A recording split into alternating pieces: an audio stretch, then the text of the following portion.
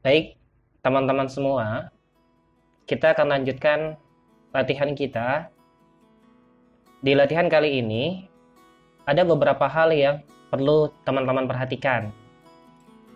Tentunya sebelum membuat layout. Apa saja kira-kira yang perlu diperhatikan oleh teman-teman semua sebelum membuat layout? Yang pertama adalah, yang perlu teman-teman perhatikan adalah terkait penggunaan font. Kenapa? Sekali lagi, font ini menjadi krusial ketika teman-teman hendak membuat sebuah template ya, atau presentasi desain.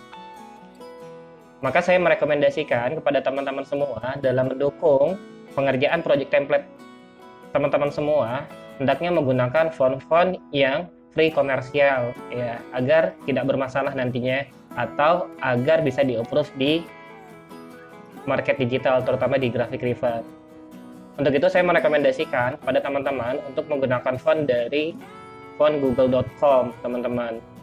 Ya, di sini saya rekomendasikan beberapa fontnya: Lato, OpenSun, Flyfair, Montserrat, Popin, Merriweather yang biasa saya pakai.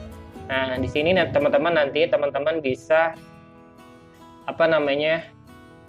download ya, inilah situs untuk mendownload font ya teman-teman yang disediakan oleh Google. Jadi teman-teman sebaiknya menggunakan font di link ini teman-teman ya, karena ini boleh digunakan teman-teman untuk free komersial ya.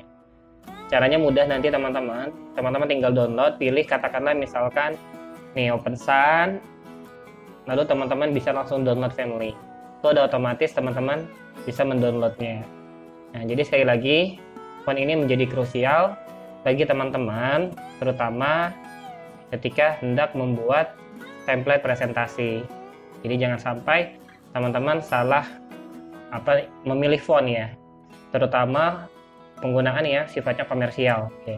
Jadi sekali lagi, yang perlu teman-teman perhatikan adalah penggunaan font ya teman-teman semua. Yang perlu teman-teman perhatikan selanjutnya adalah perihal hal ini teman-teman ya. Yang pertama adalah di sini ada contoh ya, sebelah kiri, kemudian ada contoh sebelah kanan ya. Sebelah kiri ini yang tidak direkomendasikan, sebelah kanan adalah contoh yang direkomendasikan. Nah, kenapa ini tidak direkomendasikan teman-teman semua? Yang pertama yang perlu teman-teman ketahui adalah terkait judul ya. Ketika teman-teman memilih judul menggunakan caps lock atau huruf besar, maka pastikan setiap hurufnya ya, antara huruf satu dengan huruf lainnya, seperti misalkan S, A, M, P, kemudian L sama E, pastikan ada jarak teman-teman, atau istilahnya adalah kerning teman-teman. Ada jarak huruf satu dengan huruf lainnya, jangan sampai mepet teman-teman. Contohnya sebagaimana yang ada di samping ya, ini sudah ada jarak ya teman-teman. Itu yang pertama. Yang kedua yang perlu teman-teman perhatikan adalah jarak antara judul dan deskripsi ya. Jangan sampai teman-teman menuliskan judul dan deskripsi seperti ini teman-teman, terlalu dekat atau mepet teman-teman. Ya, ini yang pertama, tidak enak dilihat. Yang kedua juga bukan standar di dunia internasional. Maka yang perlu teman-teman perhatikan sebagaimana yang di sebelah kanan.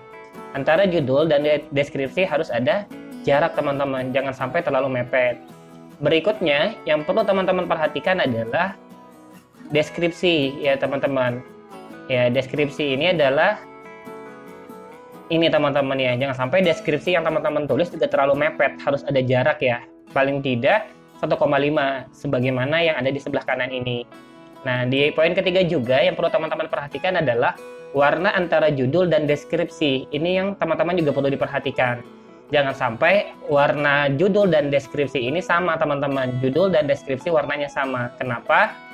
Kalau sama, sulit membedakan mana judul dan deskripsi. Sebaiknya teman-teman menggunakan warna yang berbeda, sebagaimana yang di contoh ini. Itu yang perlu teman-teman perhatikan. Oke ya. Baik teman-teman semua, langkah selanjutnya yang perlu teman-teman perhatikan adalah di sini saya akan mengilustrasikan ya, sekali lagi di sini saya akan mengilustrasikan, anggaplah persegi panjang ini ya, persegi panjang ini adalah lembar kerja atau kanvas putih yang teman-teman pakai ya. Yang perlu teman-teman perhatikan adalah ketika teman-teman memasukkan teks atau memasukkan objek pada lembar kerja, harus dipastikan posisinya seperti ini teman-teman. Di lembar kerja itu harus ada jarak antara teks, antara objek teman-teman. Jangan sampai seperti ini nih teman-teman ya. Jangan sampai seperti ini teman-teman semua. Teks dengan lembar kerja itu sangat mepet sekali. Dan ini tidak direkomendasikan oleh teman-teman semua. Pastikan nanti ketika teman-teman mau membuat sebuah objek, ya lembar kerjanya ada batasannya teman-teman. Ya, ada batasannya agar nanti tampilannya lebih bagus teman-teman semua. Kan kalau kita melihat tampilannya yang sebelah kiri sama yang sebelah kanan ini, mana sebetulnya yang paling enak dilihat?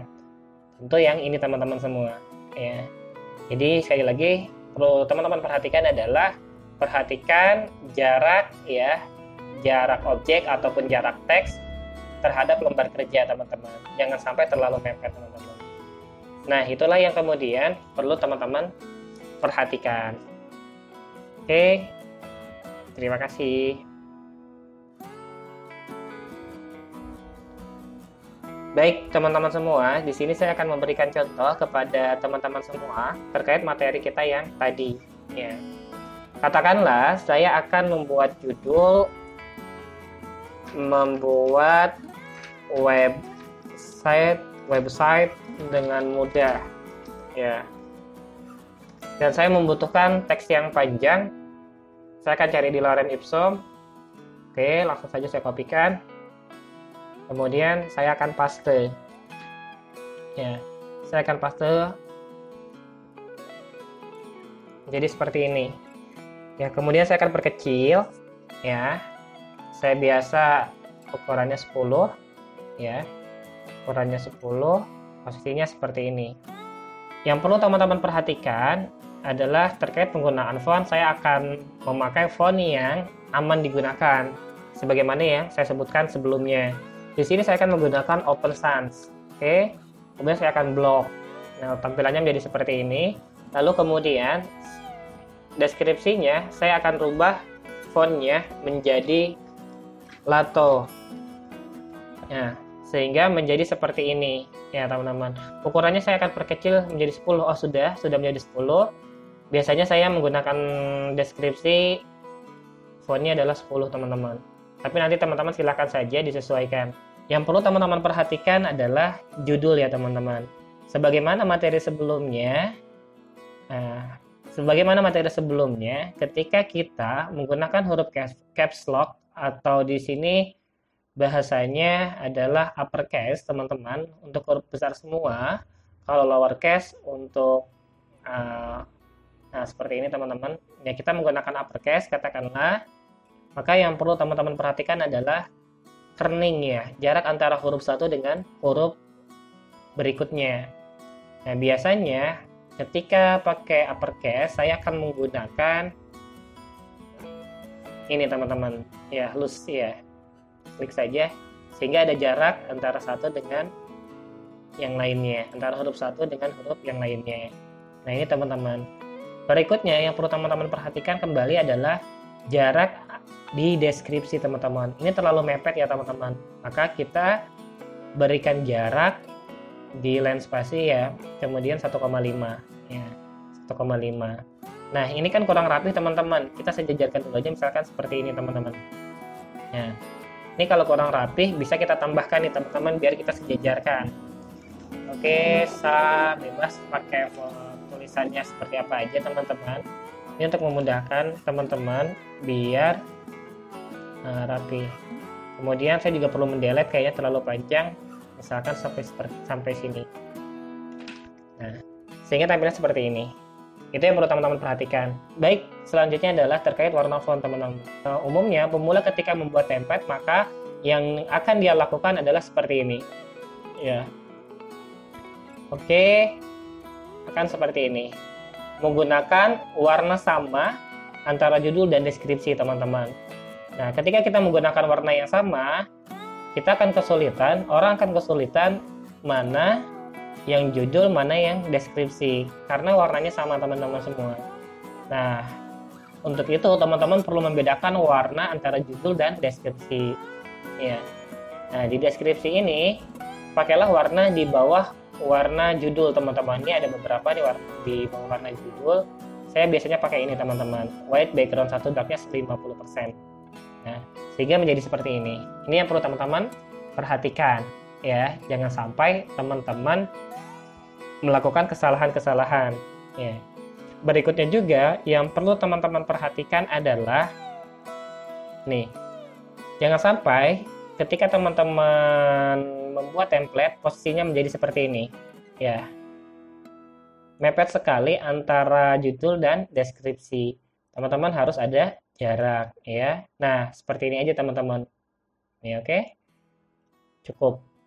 Nah, inilah yang kemudian perlu teman-teman perhatikan. Ya, baik teman-teman, yang perlu teman-teman perhatikan selanjutnya adalah jarak antara objek atau teks dengan lembar kerja. Jangan sampai teman-teman seperti ini. Nah, terlalu mepet. Itu tidak boleh teman-teman ya. Tidak direkomendasikan. Atau seperti ini. Ini juga tidak direkomendasikan. Sebaiknya teman-teman harus memberi jarak terlebih dahulu antara jarak sebelah kiri, kemudian sebelah kanan, atas, bawah. Caranya mudah, misalkan kalau teman-teman belum terbiasa, ya udah manfaatkan rectangle untuk memberikan jarak teman-teman. Kita copy saja, misalkan jaraknya seperti ini, ya. Jaraknya seperti ini. Kemudian misalkan ini jaraknya juga sama, seperti ini, ya. Misalkan seperti ini. Oke. Nah, jadi teman-teman perlu memastikan nantinya bahwasanya objeknya tidak lagi melebihi objek kotak yang teman-teman buat ya. Jadi bisa di sini, bisa di sini, ya bisa di sini. Kenapa?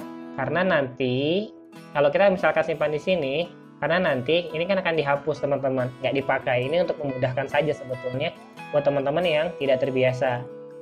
Nah, sehingga ada jarak nih teman-teman ya, jangan sampai terlalu mepet ya. Ini yang kemudian perlu teman-teman perhatikan. Oke ya. Sekali lagi, penting untuk teman-teman memperhatikan ini ya. Jangan sampai teman-teman melakukan kesalahan, terutama dalam membuat template. Baik, itu saja teman-teman yang bisa saya sampaikan. Terima kasih atas perhatiannya.